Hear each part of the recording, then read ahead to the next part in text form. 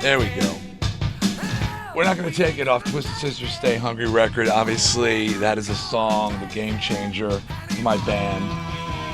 There's a lot of history with that song. There's a lot to tell about that song. For many people think it was accused of being like writing the great pop song, the sellout song, the song that I'm talking negatively about this song, but at the time there were people who thought that we deliberately wrote some sort of pop anthem that was going to put us over the top. The fact of the matter is, I had written the hook for We're Not Gonna Take It in 1980, which was 4 years before it was released, before we even had a record deal. But I couldn't finish the song. I had this great hook, and I would constantly go back to it trying to come up with the verse and chorus for it, and I just come up empty. Well, that would be kind of lucky, actually, because the song would have been wasted on an earlier album when Twisted was doing indie records and struggling. And in '83, when I was writing the music for the Stay Hungry album, I finally figured out the verse and chorus and completed the song and in time for our biggest shot, which was Stay Hungry. And we had huge international success with the song. And this song has had taken on a life of its own. I mean, no matter where we go in the world, there isn't virtually a person in any country who doesn't know We're Not Going to Take It. It's to the point where they may not even know who wrote the song or recorded the song originally. The song is almost, that's when it becomes a folk song. You say, We're Not Going to Take It, and people know to answer, no, we ain't going to take it. That's the response. The song itself, a lot of people say, it was the video that made the song as opposed to the song making the video.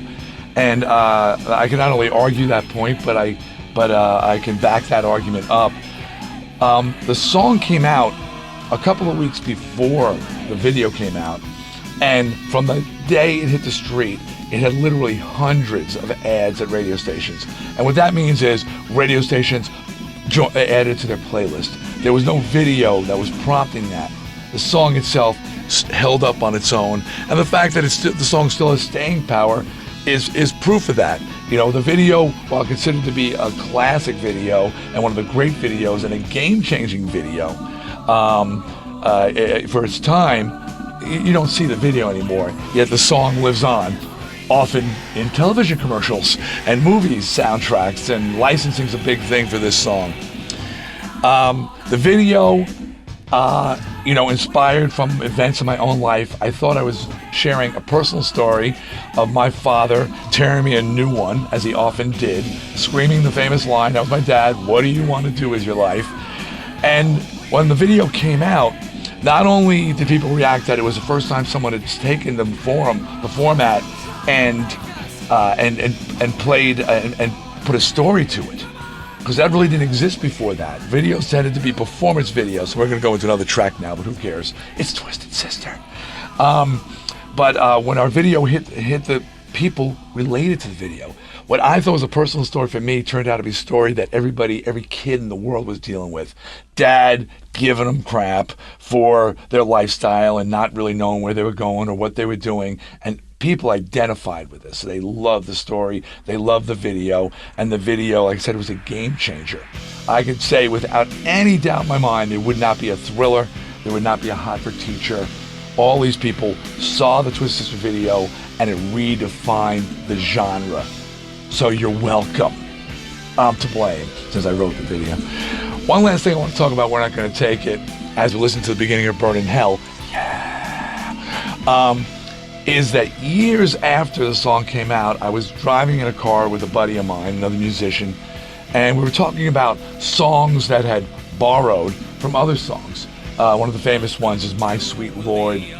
George Harrison's was She's So Fine by the Chiffons.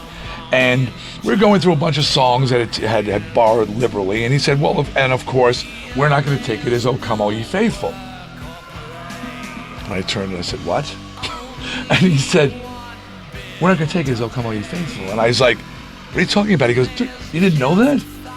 We're not going to take it, oh come all ye faithful. I was like, thank God. Because I sang in the church choir till I was 19 years old, so it had sort of absorbed into my system. So I do owe my church choir history the success of Twisted Sister.